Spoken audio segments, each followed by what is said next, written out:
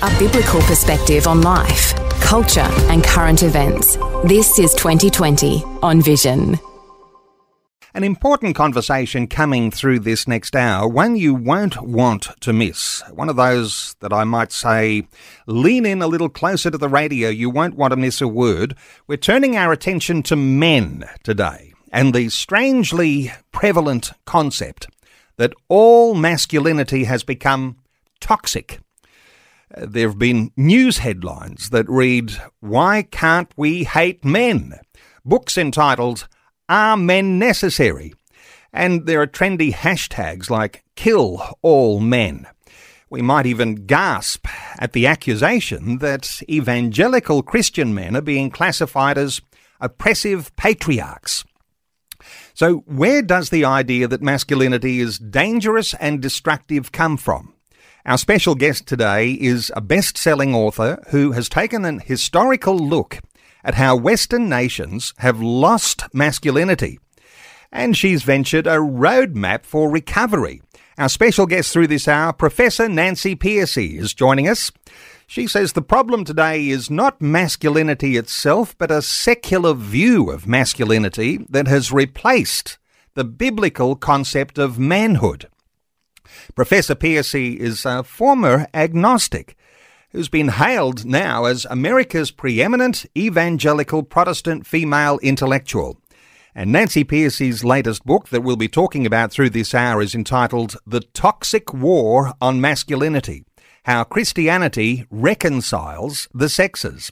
Nancy Pearcey, a special welcome along to 2020. Thank you. Thanks for having me. I appreciate it. Nancy, it's become popular to express open hostility against men. I wonder if you've got some thoughts here on just how significant this is, in case there are listeners who are thinking, men are still, considered perhaps, in some ways valuable. Well, the examples that you just gave were the ones that really caught my eye, especially the first one. It was a Washington Post article where the title actually was, "Why Can't We Hate Men?" And that's when I decided I have to write this book. And there are T-shirts you can buy that say, "So many men, so little ammunition."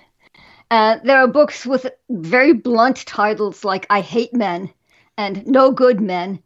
And what really troubled me is that some men are beginning to attack their own sex as well. There's a fairly well-known male author, book author, and he wrote, talking about healthy masculinity is like talking about healthy cancer. And then there was one that you might have seen because it was in the news just a few months ago.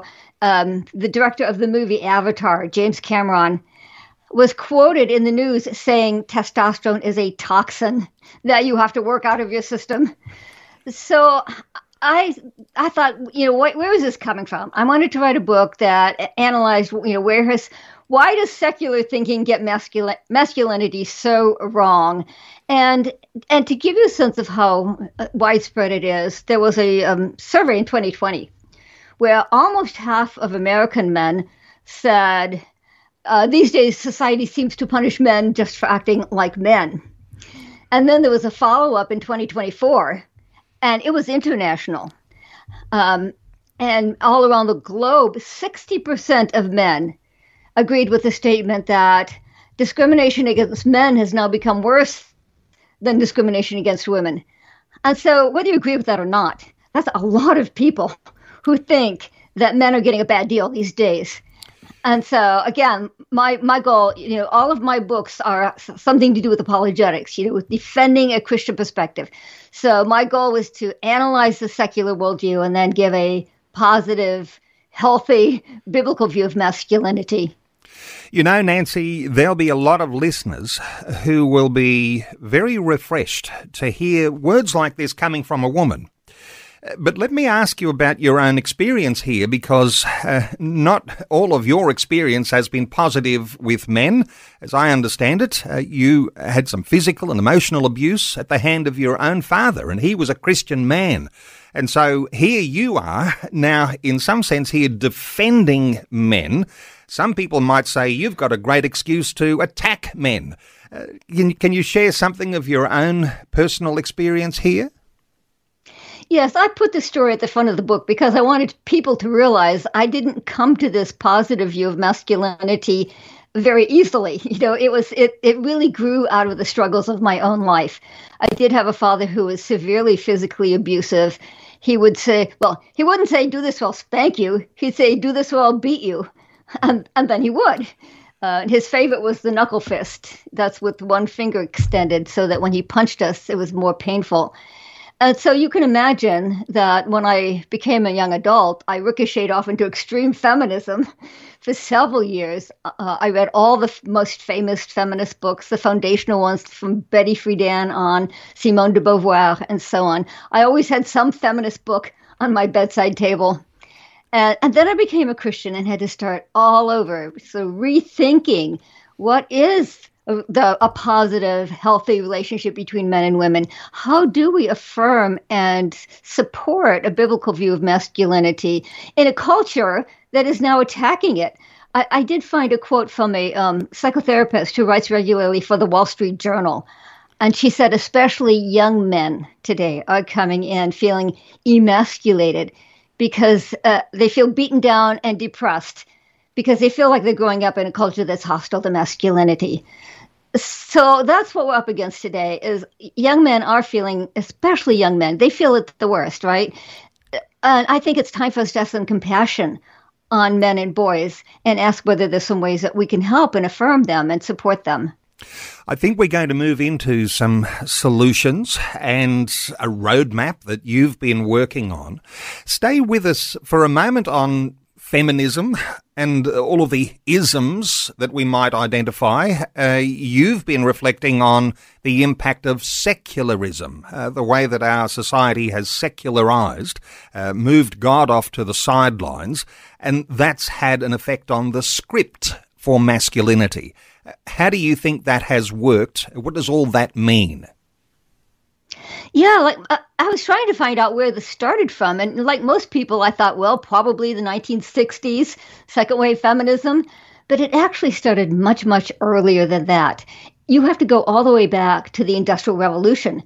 Because before that, men worked alongside their wives and children all day on the family farm, the family industry, the family business. And so the cultural expectation on men focused much more on their caretaking role, on their responsibility for their family.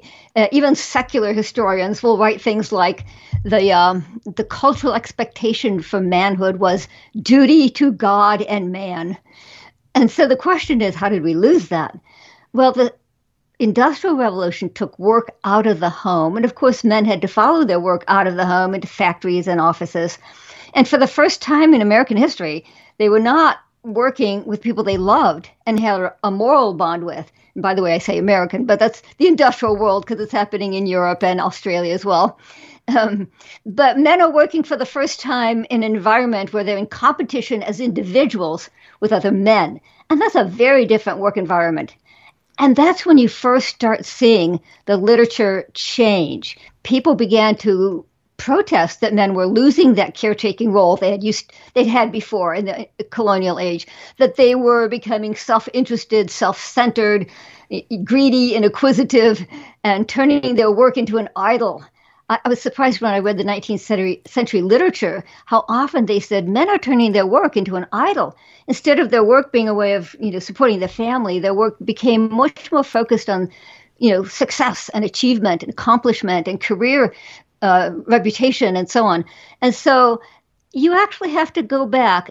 I was astonished when I found out that a lot of the language that we hear today started in the 19th century when fathers were first taken out of the home, which of course does also suggest the solution, which is how can we reconnect fathers better to their families, to their wives and children. And so I cover that as well quite a bit in the book. Because you say that when you take a man out of the home, he goes off to work and he's pursuing a level of success and wealth for the family. But when he's home back with the family, you say he's become like a secondary parent. And these days, as men are still out of the home, they're seeing parenting more as a leisure time rather than a working time, and something there that perhaps needs adjustment. Oh, good. Yes. Well, we all know that fathers in particular are ridiculed and mocked in the media, right? The bumbling idiot, the father's always the butt of the joke. I don't know if your kids ever read the Berenstain Bears, but and the mother's always the smart one, the dad's always the dumb one. Even the kids make fun of the father. So, so many of our advertisements and television shows, the theme is that the father is incompetent. And that too started with the Industrial Revolution. We all know the media is negative towards fathers, but most of us don't know where it came from. When fathers were taken out of the home, like you said, very soon fathers began to feel a little bit irrelevant, superfluous. They were not as in touch with the family dynamics. They were not as in touch with what their children were thinking and experiencing. And so again, already in the 19th century, you see the literature start to turn negative. And you see literature that starts to treat the father as superfluous, irrelevant, and incompetent. So if we want to know where it started, it's because fathers were in fact taken out of the home. We're so used to it. We think that's normal. It's not normal. Through most of human history, fathers have worked alongside their wives and children. There's been a much stronger interfamiliar relationship between fathers and their families. And so the question is there any way that we can, even now in an industrialized society, can we reconnect? Can we recreate those strong family bonds again? I think that's the challenge. And there's a real strength that Christian men have when they're in an accountability structure under a local church, and we might get to some of those issues of faith.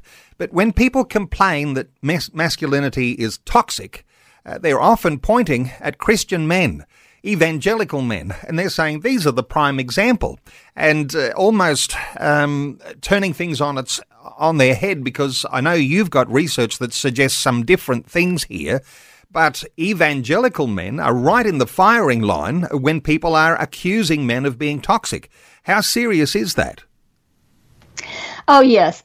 This was one of the things that shocked me again. When I started looking into the research and finding out that the media narrative, the stereotypes that we hear in the secular world are completely backward.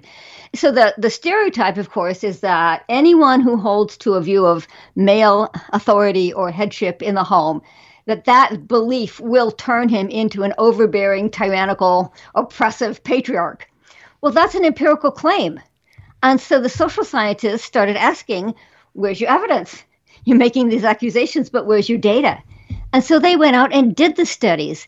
And this is so exciting. I quote about a dozen different studies in my book that all found that the opposite is true, that evangelical men who, like you said, attend church regularly, who are truly authentic in their Christian commitment, test out in these studies as being the most loving and engaged husbands and fathers. And of course, the first question I always get is, well, what did their wives say?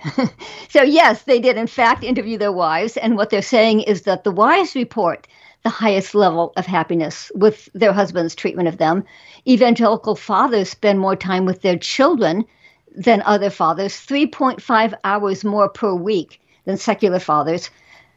Evangelical couples have the lowest rate of divorce, 35% lower than secular couples. And then the real surprise is that they actually have the lowest rate of domestic abuse and violence of any group in America. So sometimes a quote can kind of crystallize it. So let me give you one. The sociologist who did the largest study is Brad Wilcox at the University of Virginia. And he wrote an article in the New York Times in which he said, direct quote, "It turns out that the happiest of all wives in America are religious conservatives.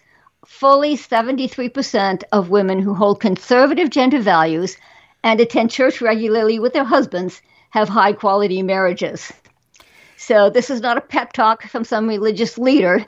This is solid empirical research. This is evidence-based findings, and we should be confident in bringing it, well, both into the church, but also into the public square to counter the secular narratives.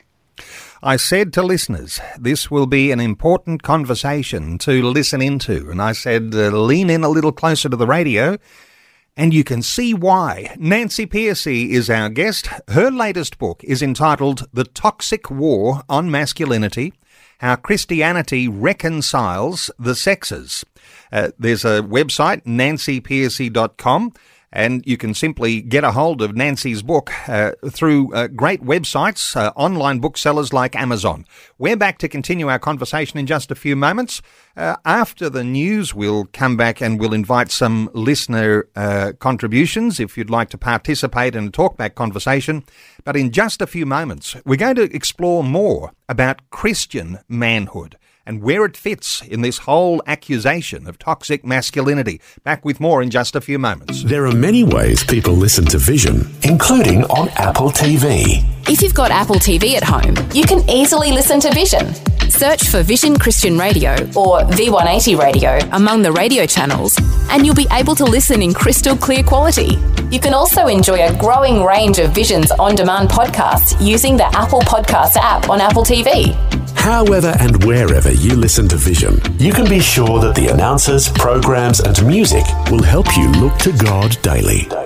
Do you want to understand why things keep triggering you in your marriage relationship and have the keys to move forward in a healthy way? I think we all do. Hi, we're Brett and Kate Ryan from Focus on the Family Australia. In partnership with Vision Christian Media, we want to invite you to the Journey to Us Marriage Retreat, October 18th to the 20th in Melbourne.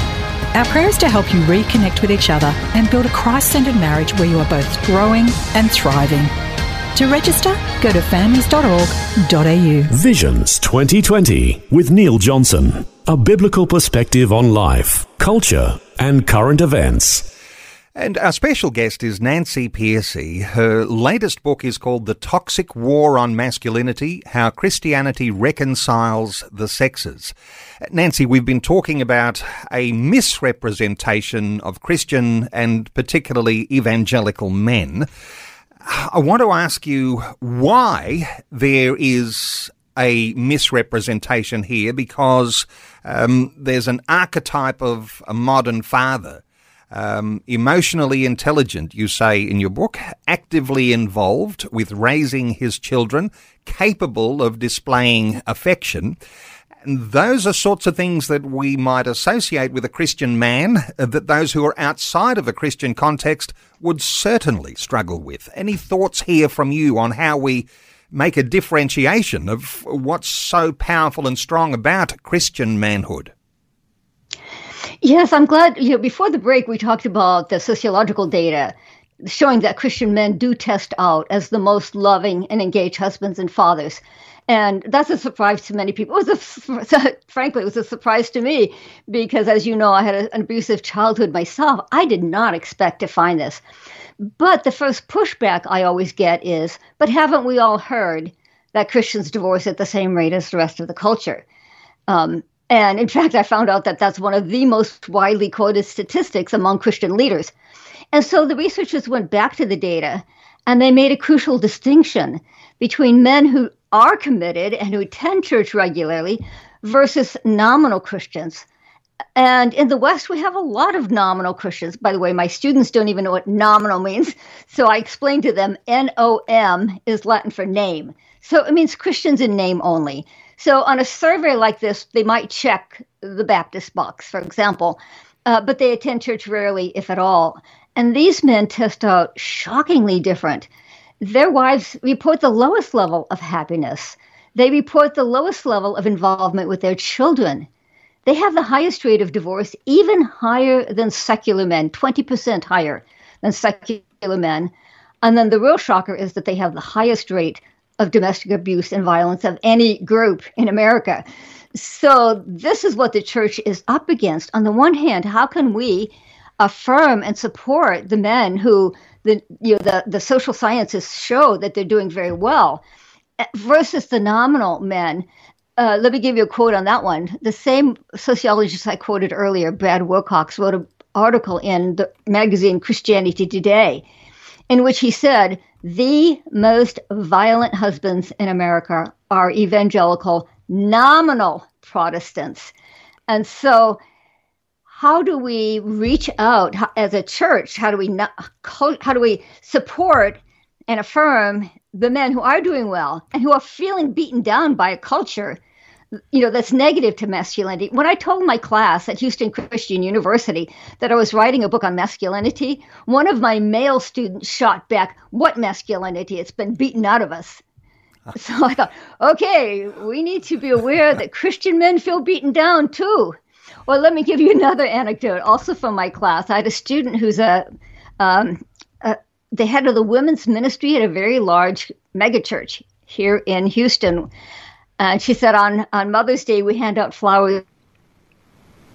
On Father's Day, we scold better. Okay, no more scolding. Data from the social sciences not there yet. I have to tell you, I had to go searching in the academic literature, the journals, to find this material. Look at my endnotes in my book. It's all journal articles. So we need to bring this into the churches and help the churches to realize it's time to start supporting Christian men. They are testing out as the most loving and engaged husbands and fathers, and let's let them know that. And then on the other hand, let's reach out to the nominal Christian men who are, in a sense, those are the ones who are destroying the reputation of Christian men. How do we help them to realize that they're hanging around the fringes of the Christian world and they're picking up language like headship and submission, but they're infusing those words with meaning from the secular culture? Let's pick up on that, Nancy, and taking this point very seriously. That half-heartedness or a nominalness, just being a Christian by name, giving all Christian men a bad name, but Christian men, as you say, prone to pick up terms like headship and submission, but interpreting those through a secular lens of power and control. And this is where we might need some adjustment here. So how do we approach the power and control issue and reconcile that with where we think about headship and submission? Well, first of all, we have to realize it's coming from the secular world. Here's another anecdote. One of my graduate students wrote me an email saying, I'm teaching at a high school, and all my male students are fans of Andrew Tate. And you know who Andrew Tate is, right? The Andrew Tate paradigm is fast women, fast money, very macho. And so I said, well, where do you teach that all your students like Andrew Tate? And she said, at a classical Christian school. So what's happening is if we don't teach a biblical view of masculinity, young men do not have a critical grid, and they're reaching out to online influencers like Andrew Tate. In my book, I give several stages of how the masculine script became secularized. And one of the most important ones, I think, was the rise of Darwinian evolution. And that's kind of a surprise. We think, well, that's about science, right? But actually, it had a huge impact on secular views of masculinity, because social Darwinists said immediately, as soon as Darwin published, they began to say the men who came out on top in the struggle for survival were ruthless, barbarian, predatory, and sexual predators, in fact. And so today, that message is still out there in the secular world. Instead of urging men to live up to the image of God, they urge men to live down to what they call the beast within. And I'll give you an example from today. There's a best-selling book. It's called The Moral Animal. And the author says the human male is an oppressive, flesh-obsessed pig. Telling him how to have a good marriage is like telling a Viking how not to pillage. And I thought, really? How do you get away with such a negative view of masculinity? But he's a social Darwinist, and he thinks this is the message of Darwinism. Nancy, as we get into this part, men are falling behind in education, in employment, in health, and even life expectancy. Is this, do you think, connected to these accusations that all masculinity has become toxic? I think it's absolutely connected. I'm glad you made that connection. I think the very fact that Even my own students can say things like, at a Christian university, they can say things like, what masculinity? It's been beaten out of us. What that means is that young people all the way down to kindergarten, boys feel like they're falling behind. They don't have as good fine motor control as girls do, so they can't use the scissors as well. And so already in kindergarten, they feel like they're falling behind. All the way through grade school and high school, boys are doing worse on test scores and on grades as well. By the time they get to college, I didn't know this before, but did you know that 60% of college students are now female and only 40% are male? More women than men go to graduate school. More women than men even go to professional schools like law and medicine. And then, like you said, as adults, men are falling behind as well. Men are much more likely than women to be addicted to drugs and alcohol, to be homeless, to be unemployed, to be, in prison. 90% of prison inmates are male. And even life expectancy, which you mentioned, women's has not gone down, only men's has. And so there's a magazine called The New Scientist that went through this data, and they concluded the major demographic factor now for early death is being male. And so I do think it's time for us to say, shouldn't we show some compassion to boys and men who are falling behind at so many levels? Anytime that people try to have a special program for boys or men, it's been shut down. It's as if people think, well, if we have a program for men, then we won't help women anymore. But it's not a zero-sum game. It's time to say that boys need special help. They do have different styles of learning in school. We need schools that are adapted specifically to the way that boys learn, and that support and affirm. And, as Christians, we should be the first ones out there saying, the distinctive traits that men have, that they're bigger, they're stronger, they're faster. Because of testosterone, they tend to be more aggressive and more risk-taking. These are all the creational givens. We should be the first to say these are good traits that we should be affirming and letting people know, letting men know in particular, that we value these traits and that society needs these traits, and that women and children are better off when we support men. We're taking calls on 1-800-316-316. Let's take a call. Marlene is in Renmark in South Australia. Hey, Marlene, welcome along. Yeah, good morning.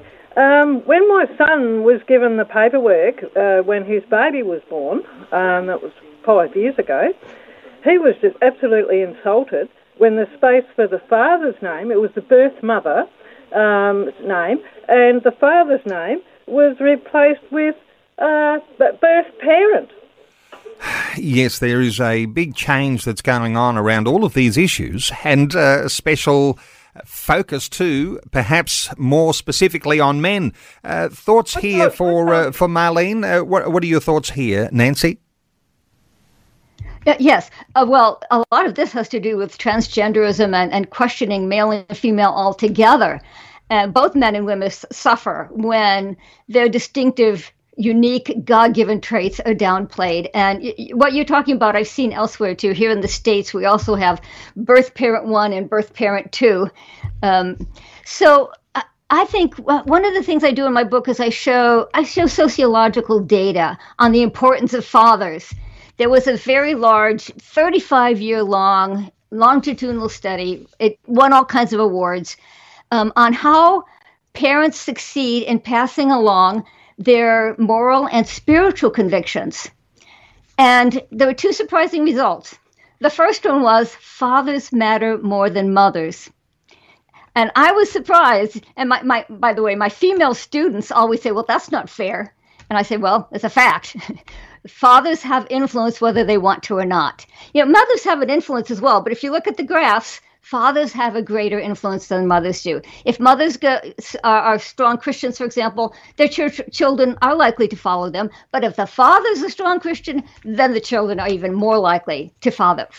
But the second finding was the nature of the relationship. It had to be a warm, close, loving relationship with the father.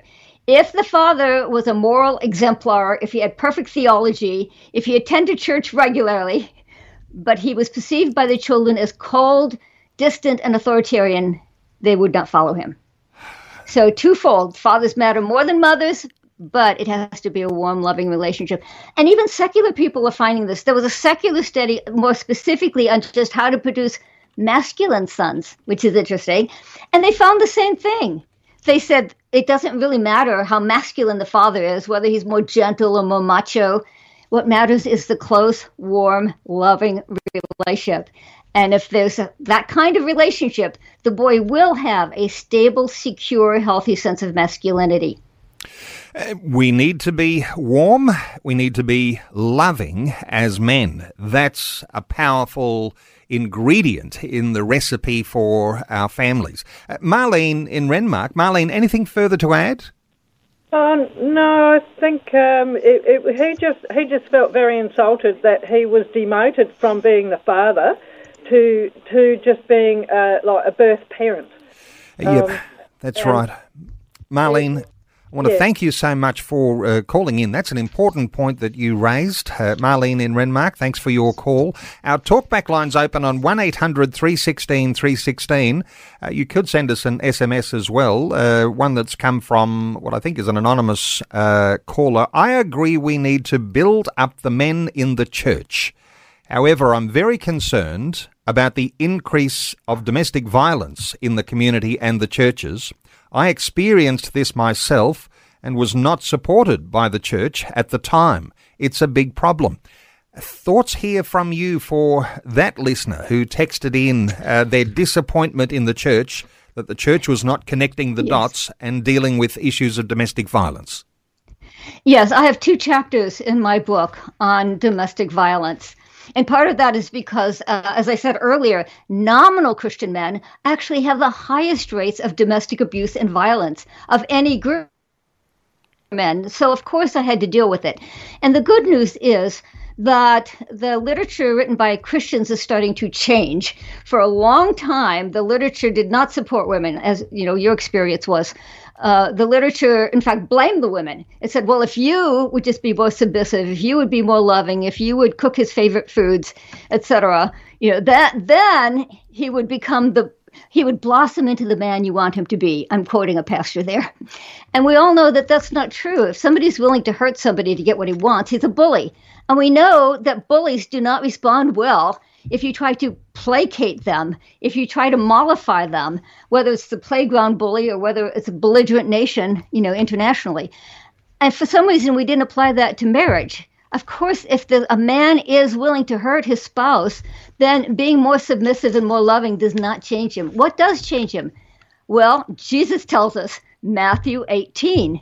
Jesus said, if somebody's sinning, then you confront them. You tell him this is wrong. And if they don't listen to you, you bring in some witnesses. And if they don't listen to them, you bring it to the church. And if he doesn't listen to them, it might be time for church discipline. And so the good news is that the books by Christian pastors and therapists have started to change now and say that it is the correct way to deal with abuse in the home is to confront it like any other sin. It is a sin, so why don't we treat it like any other sin? And so for those of you who might be in that situation, as I said at the beginning, I grew up in an abusive home, so this is very, very personally meaningful to me as well, these 2 chapters on abuse. I went out and found the best books that I could on the subject, and so if you want a place that has good resources, I have 2 chapters on abuse in Christian homes, and I really hope that will be a good resource for people who are struggling with that issue. Which book title was that one, Nancy? Oh, that's the same book, The Toxic War on Masculinity. Okay, so that's in that book. And we've been talking about this toxic war on masculinity, but also the way we might reconcile the sexes. And you explore in your book, there's a biblical view of womanhood too. Particularly from Genesis chapter 2, an account of a woman's creation. When we're reconciling men and women here, what are your thoughts here for women in the mix who might be thinking, well, I'm just going along with the secularist mentality and considering men very toxic? What are your thoughts for women? Yeah, well, one reason that feminists have always been a little nervous about acknowledging the differences between the sexes is that typically that led to women's traits being treated as less than, as treated as inferior. So that's why we get so many people saying, well, we can't acknowledge the differences. We want to deny the differences. And so I think it's very important that at the same time that we're saying there are these God-given masculine traits that we should support and affirm, we also at the same time need to be affirming those distinctively feminine traits. That women's superpower is having children. I mean, that's what female means. Men and women are more alike than they are different. So let's start with that. But insofar as they are different, the things that make women different should be valued as well. And in an industrial society, they're not. The important things are said to be what goes on outside in the public realm. That's where all the power is. That's where the money is. And so, of course, women who are home often feel apologetic, like, oh, I'm just a housewife. It's important for the church to also be affirming that women's unique strengths and traits are also good. And, for example, taking care of young children is very demanding. If a child is in distress, you don't scold them, you don't reason with them, you don't punish them, you meet their distress. You need to be willing to be interrupted no matter what you're doing. You need to be very sensitive to nonverbal cues because they don't speak yet. You have to be very sensitive to threats in the environment. You have to be a mama bear.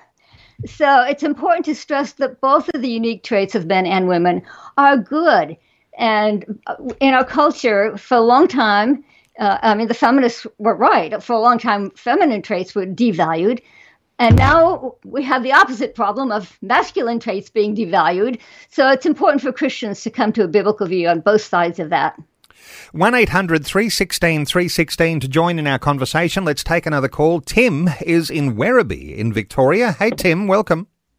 Hey, how you going? I just wanted to say that, look, I think, when guys become born again in the Christian churches, the old nature or the shadow of what they were before they were Christian is still there. And I think in a lot of cases that is never addressed. It's never spoken about. I was delivered of demons in a foreign country and I came back and I was very aware of the old nature. So I think that, if you really want to help the men, those things need to be addressed and they need to be outed because they just fester in the dark.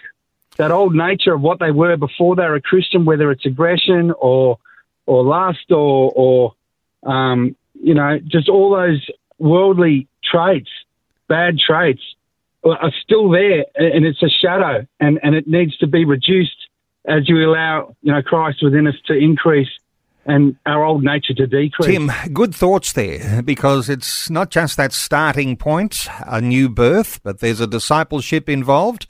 Nancy, what are your thoughts here for Tim?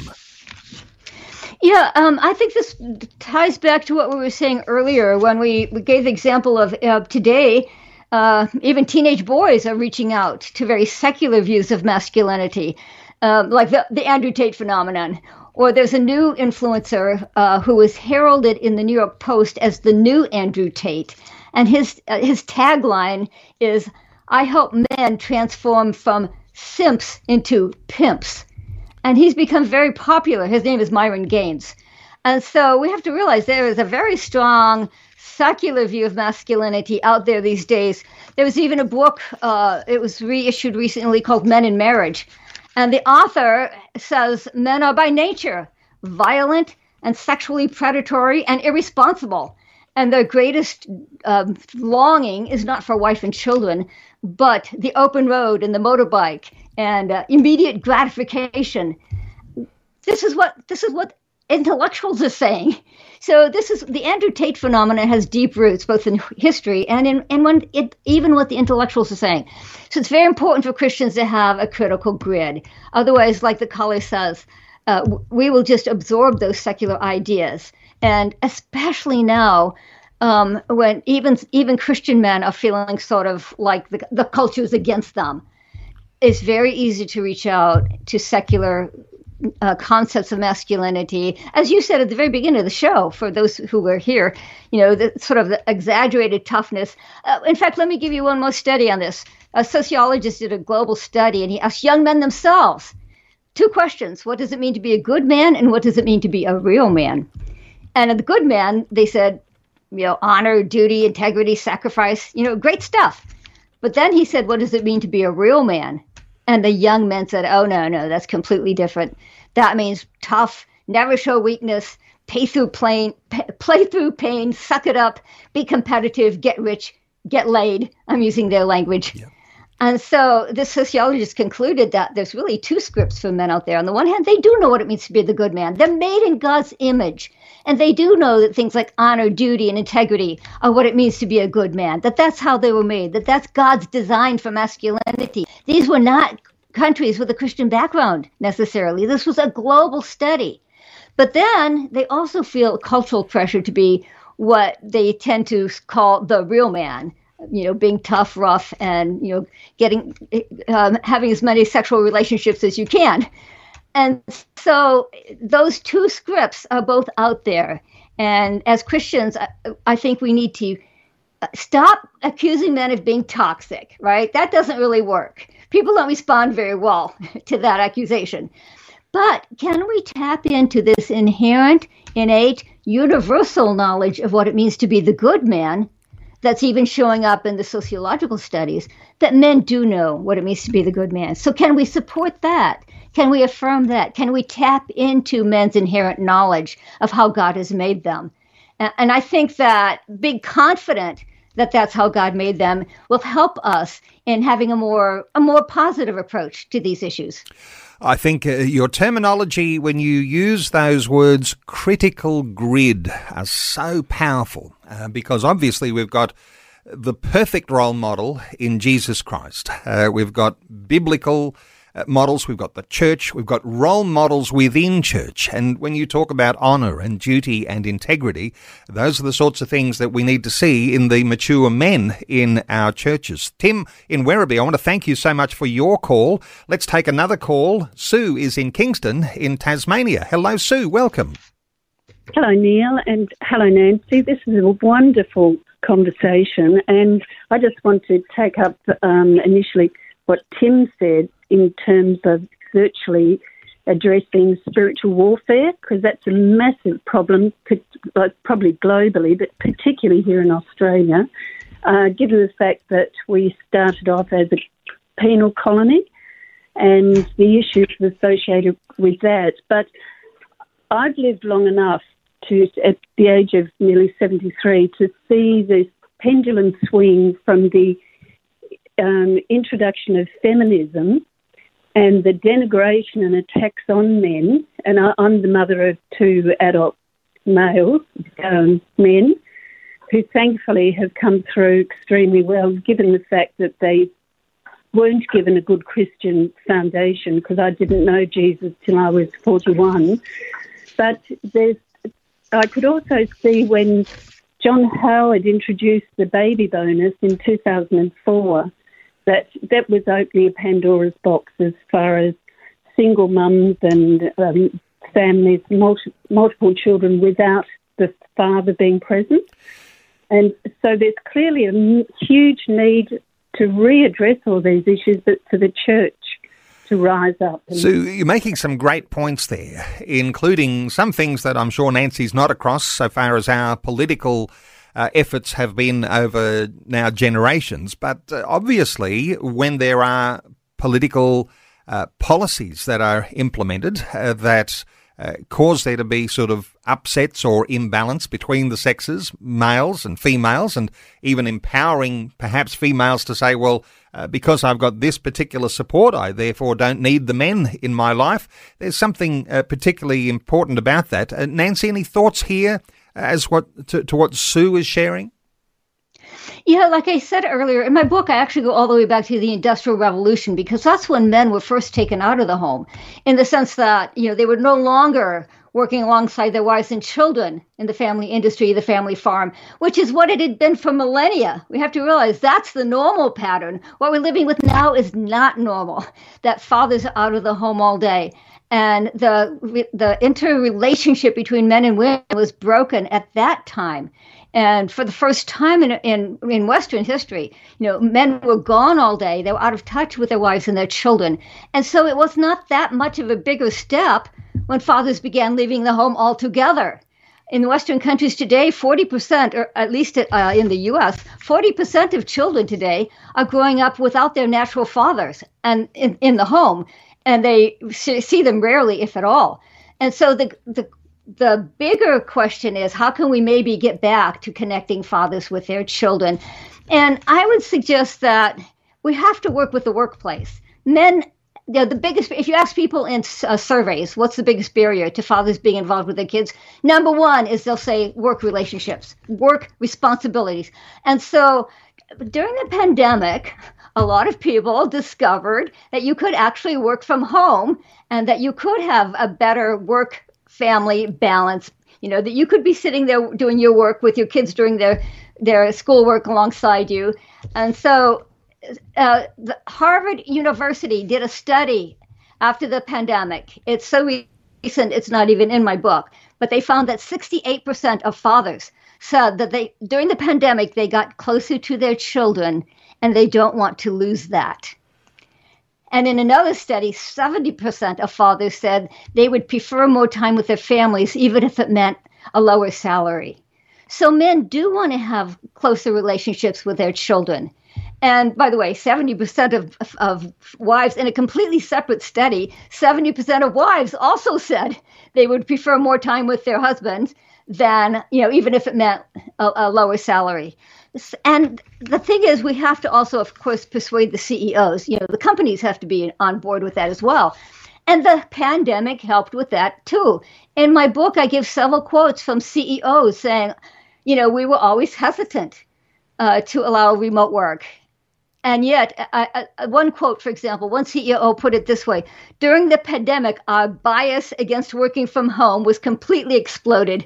We did not see any drop in productivity. So the time is ripe right now for people who are rethinking, is there a way that we can sort of flex the workplace to allow fathers to have more time with their children, to strengthen the relationship between fathers and their children, and, recreate some sense of that pre-industrial world where fathers had much closer family relationships. And, when you have closer relationships, it's not just more responsibility, it's more fun, right? Loving relationships are fun. And so fathers become more motivated when they have more time with their children. And of course, another question I always get is, but what about kids who don't even have a father? Well, studies have found that father substitutes can have a big impact, that church youth group leaders, pastors, teachers, coaches, grandparents, uncles, they can, in fact, have a huge impact. And that means that young men growing up with, a fragile sense of masculinity is something that we can all contribute to. Every one of us can play a role in helping young men to grow up with a stronger, more secure, more healthy sense of masculinity. I want to thank Sue in Kingston for her call, and time is running out very quickly. To maybe just draw some loose ends together, I can sort of sense that if we're concerned about masculinity, a next generation is going to be especially important. There's adjustments that have to be made for the Christian evangelical male today. Women are involved in that process, but certainly I think listeners can hear, Nancy, fatherhood is a key here. We've got to work on our fatherhood skills, work on our fatherhood in relation to that critical grid that you were talking about. A quick word as we just draw things to a close. How important is it for us to really get on the same page, husbands and wives, and how we raise our sons? Fatherhood here. What are your thoughts? Yeah, I'm glad you ended with fatherhood, because I do quote a psychiatrist who says, we're not going to have a better class of men until we have a better class of fathers, because it's that intergenerational connection. That most important element in a man growing up with a strong sense of masculinity and a healthy, loving sense of masculinity is the father-son relationship. And the churches, I would love to see churches have two things, special ministries to fathers in particular, and special ministries to fatherless boys. I think they should have ministries for fatherless boys to step in the gap, because it's that next generation. It's how boys are raised that's going to make the biggest difference. And I've run into one or two churches that actually do have special ministries to fatherless boys, and they're wonderful. They are making huge difference in the lives of young boys whose fathers have ducked out or who are just not available in some way. So just keep that in mind. We are not going to have a better class of men until we have a better class of fathers. And the church is the one place. There was a study done by the National Fatherhood Initiative, and they asked both men and women, what's the best way for a father to learn how to be a better dad?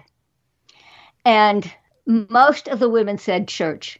And this is fascinating because many of these women were not Christian. They were asked, part of the survey asked them if they had any religious commitment, and many of them did not. And they still said the church is the place where men can learn to be better fathers. And fathers were asked a slightly different question. They were asked, where did you go to learn how to become a better dad? And about half of them said the church. So people are looking to the church for leadership in this area. And there is a real encouragement there. And I know that there'll be listeners. There's something tugging at your heartstrings right now. And you're saying, I've got to do something. I've got to talk to my local church. We've got to do something for the boys in our community. I've got sons, nephews. There might be neighbours and, maybe being an encouragement rather than a critic of those kids that are running wild, because they are the men of tomorrow and those boys are important. Let me point listeners to how to get a hold of this important book. It's called The Toxic War on Masculinity, How Christianity Reconciles the Sexes. The author has been our guest this past hour, Nancy Pearcey. And Nancy is a professor and scholar in residence at Houston Christian University in the United States.